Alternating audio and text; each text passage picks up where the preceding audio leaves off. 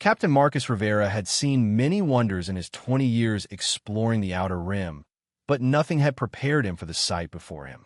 The massive alien vessel drifted silent and dark against the crimson nebula, its hull scarred by what appeared to be claw marks the size of subway tunnels.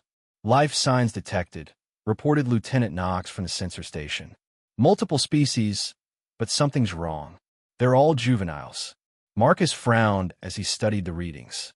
The ship belonged to the Zacti, a fierce warrior race known throughout the galaxy for their tiger-like appearance and uncompromising honor code. But why would their vessel be filled only with younglings? The away team materialized in what appeared to be a nursery. Soft bioluminescent panels cast gentle light over dozens of small forms huddled together. Zacti cubs, their golden fur dulled with fear and malnutrition. Their large amber eyes tracked the humans with a mixture of wariness and desperate hope. "Where are the adults?" whispered Dr. Elena Vasquez, the team's xenobiologist. A larger cub, perhaps equivalent to a human 12-year-old, stepped forward. When he spoke, the universal translator rendered his growling speech into broken standard. "All gone. The shadow ships came. Parents fought. Parents fell. We drift." Marcus knelt to the cub's eye level, his weathered face soft with compassion. "How long have you been alone?"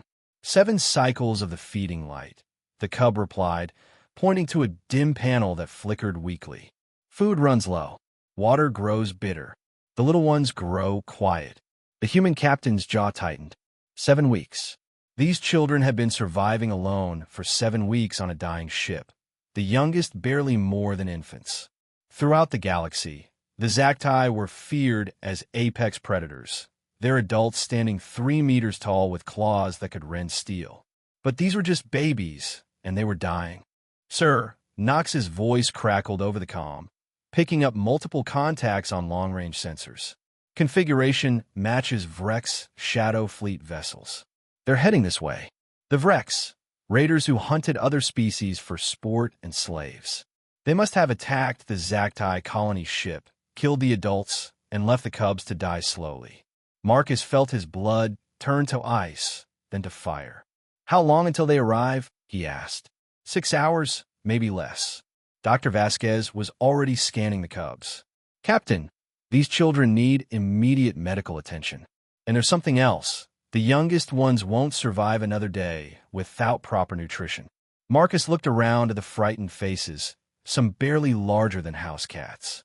In the wider galaxy, humans were considered unremarkable, not the strongest, not the fastest, not the most technologically advanced.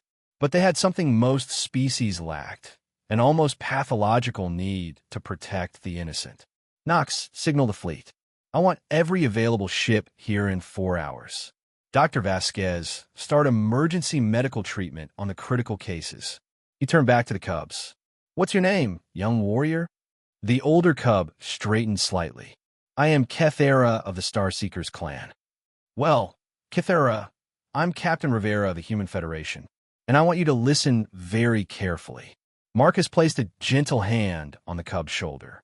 "Your parents died protecting you. That makes you precious beyond measure. The shadow ships are coming back, but they're going to find something they didn't expect." "What?" Kethera's voice was barely a whisper.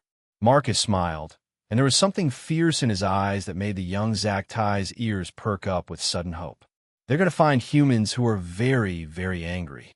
4 hours later, the Vrek Shadow Fleet dropped out of hyperspace, expecting to find a derelict ship full of corpses.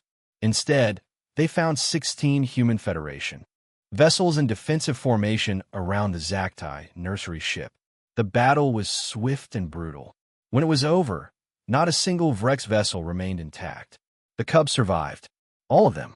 And across the galaxy, a new legend was born, not of human technological superiority or military might, but of something far more dangerous, the lengths to which humans would go to protect someone else's children.